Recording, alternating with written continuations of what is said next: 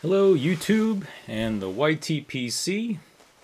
It is Smoking Buddy Matt back again on New Year's Eve, and I would like to wish everyone a very happy New Year.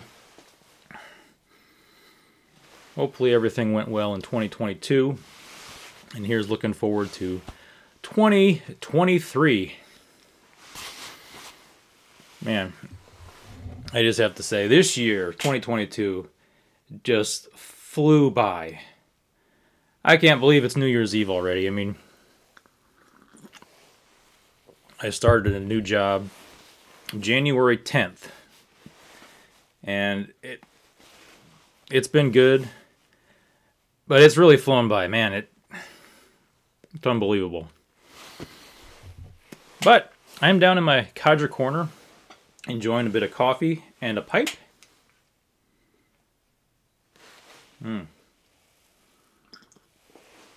Just got some 8 o'clock coffee.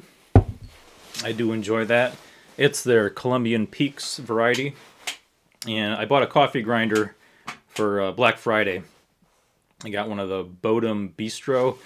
I don't know, I've been looking at it for over a year, waiting for a good deal. And they finally had a pretty good discount on it for Black Friday, so I just thought, why not? I'll go ahead and get it. I like coffee. I'm not a huge connoisseur. I'm trying to up my coffee game a little bit. In general, day to day, I just use a Mr. Coffee drip machine, but I do have French press, and been thinking about exploring other brewing methods. I just don't like to take a lot of time in the morning. Just kind of get it going, and got to kind of get out the door these days. But smoking my Brebbia pipe that I got on a Black Friday sale, and in it, the old half and half.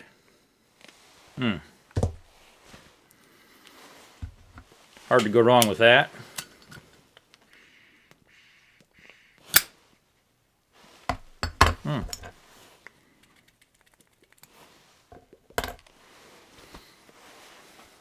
And I'll talk a bit more about this pipe here in just a minute. But the purpose of this video is I have been meaning to do a video response for Jerz Piper, who's doing a 200 sub giveaway. First of all, congratulations, Jerz Piper. 200 subs is a good milestone. I'm not personally keeping count of my subs. I'm around 150. I'd like to get to 200. But I've been watching your channel a bit more recently. And I am always amazed by people that, like YTPC members, they start a YouTube channel, and it just seems like they've been doing videos for years. And your videos, they have a very good quality. They're very easy to watch. You've got a nice background. You've been updating the smoking shack. That's something I would like to do myself, so. And I actually came to your channel kind of due to this pipe. I'll talk about that in a moment. But you were asking for video responses, kind of talking about the wildest, craziest New Year's Eve we've ever had. I'm a little sorry to disappoint you, but I don't tend to do... I don't really have a wild and crazy New Year's Eve memory. I'm kind of a homebody. Although New Year's Eve, I do like to be a little more social. But there's only maybe a few times I can think of actually not being at home on New Year's Eve. Or over at a friend's house, which typically I would like to spend New Year's Eve just with, one or two good friends. And not even New Year's Eve 2002, I was at Marine Corps boot camp. We were probably in the rack by 8 o'clock. That's 2000. But honestly, I don't know what time it was. They don't let you have a watch in boot camp, and they don't let you have a lot of fun in boot camp. But I do remember New Year's Eve, we got up. they weren't too hard on us that day, and we got to watch the film Black Hawk Down. So that was pretty innocuous that day. But yeah, just thinking back on kind of New Year's Eve memories. You know, they're kind of nights that kind of all blend together. You can think of periods in my life. I did this or I did that. I was probably with this person or that person. But if I go back to like when I was a kid, New Year's Eve was kind of a special day.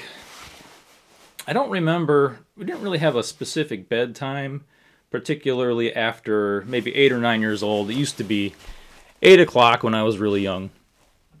But yeah, I was kind of a night owl, so staying up till 10 o'clock most nights really wasn't a big deal.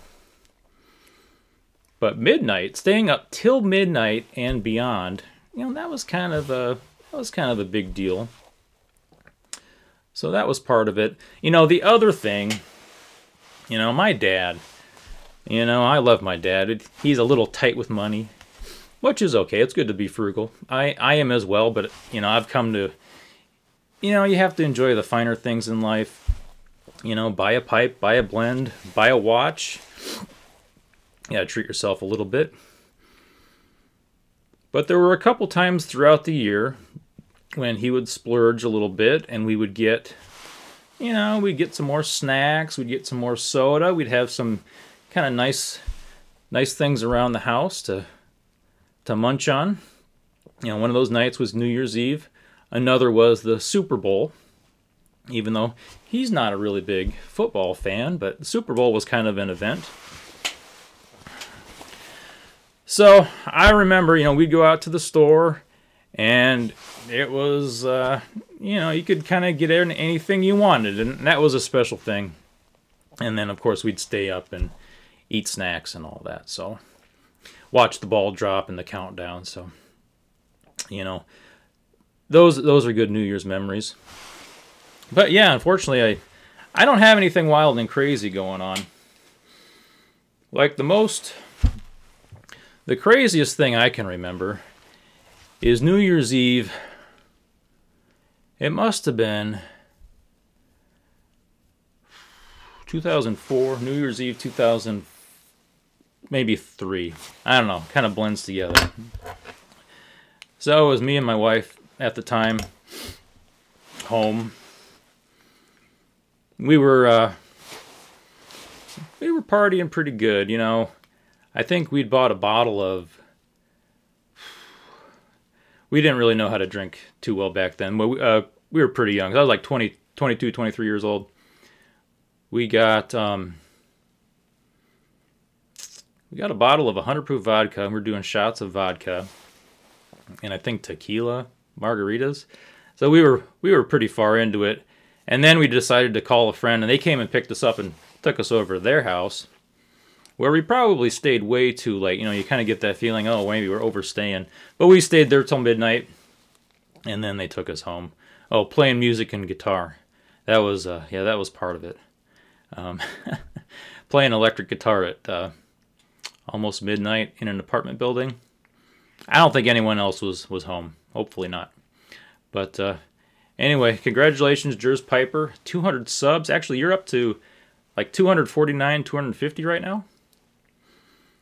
You know, I wasn't subbed, so for the giveaway, I had to make sure I was subscribed to your channel. And that brings me back to this pipe, which is actually part of the reason that I found your channel. I think I'd seen some videos before, but I hadn't really paid attention. And the reason for that is, so I got this on Black Friday sale through Cup of Joe's.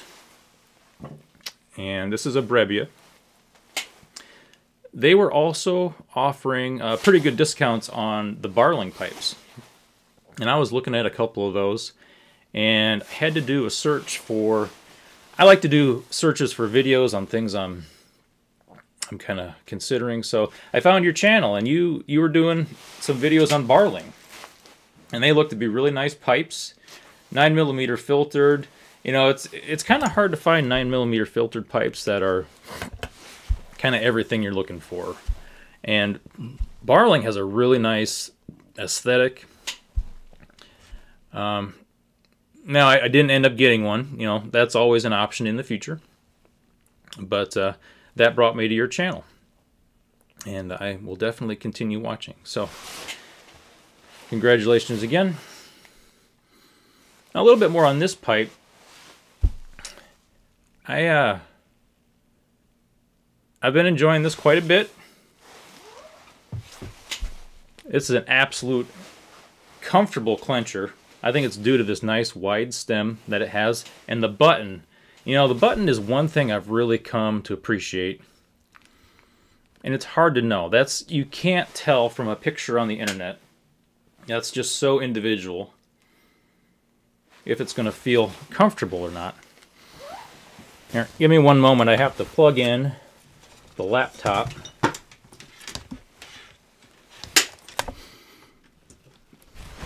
Just so I don't lose the video.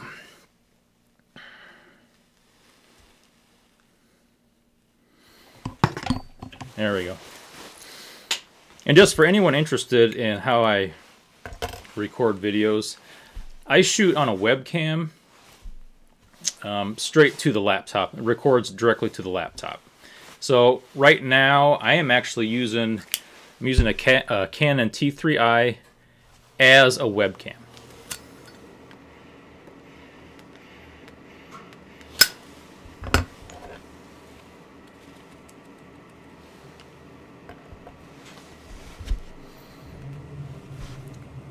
Canon has a webcam utility that you can install, and that allows you to use your camera just straight as a webcam. Now, it's a better quality than, I just have like a Logitech webcam. I think it shoots 720p, which these days that's pretty low resolution. It doesn't do good in low light, so down here in the basement, you know, it gets a little pixelated. But I'm gonna keep using that. I've been looking for maybe getting a dedicated YouTube camera, although it's just, you know, I don't these videos are so casual, I don't really need anything more than what I've got. The T3i, it's a really good camera.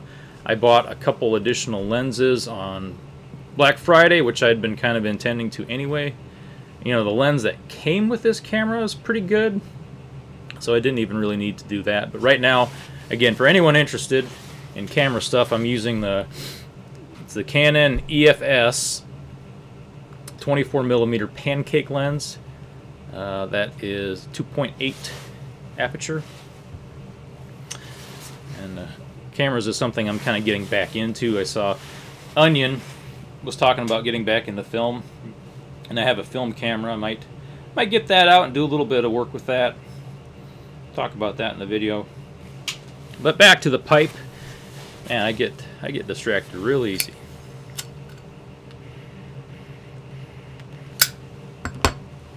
This is probably the best clenching pipe I have. I really like this nice rusticated. Should I focus on that? Oh, crap. Come on. I just took a picture of it. There we go.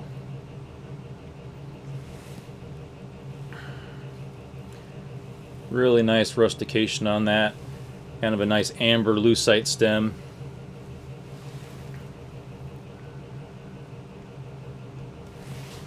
Yeah, the only thing with this camera that I don't really like, it doesn't have continuous autofocus. So if you're kind of moving around, it doesn't follow you. So 9mm filter.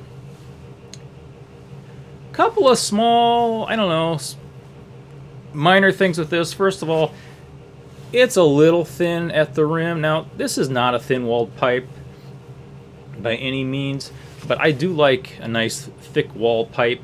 So as you get down a little bit, it does thicken up. But that kind of first third of the bowl it's a little thinner than I normally go for, but not bad. The other thing is the draft hole it's drilled a little high.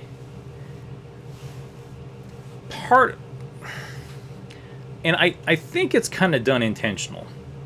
So up at the top where the draft hole comes out, it's about as high as you could go. Now, I have a Peterson pipe that's exactly the same way.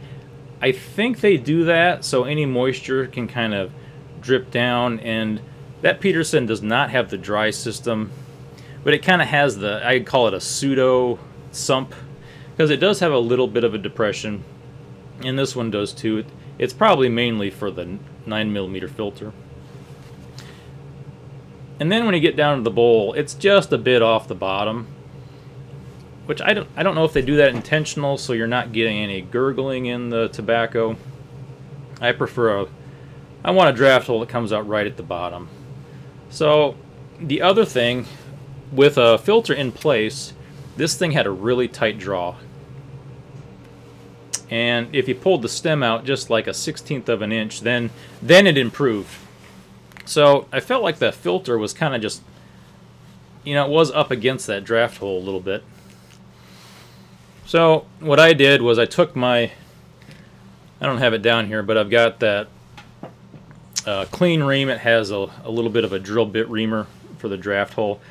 I just took that and kind of reamed out the very bottom of that draft hole there a little bit, and that did improve it. So I've been smoking this. It's getting broken in. I don't know if it's going to become part of my regular rotation, but I have been really enjoying it. So we'll see where it goes. This is only the second pipe I got in 2022. Might have to mention the other one, the Peterson. You know, that's my pipe of the year pretty much. So, all right. Well, I think I'm going to cut this off. Once again, congratulations, Jerz Piper, 200 subs. Have a happy New Year's Eve. I am considering maybe doing a bit of a live later tonight, like 8:30, maybe 9 o'clock Central Time. I don't know. It's been a while since I did a live, and I'm not sure what I've got going on, so I might come on just for a little bit and see. But yeah, everyone take care, and you have a happy New Year's Eve.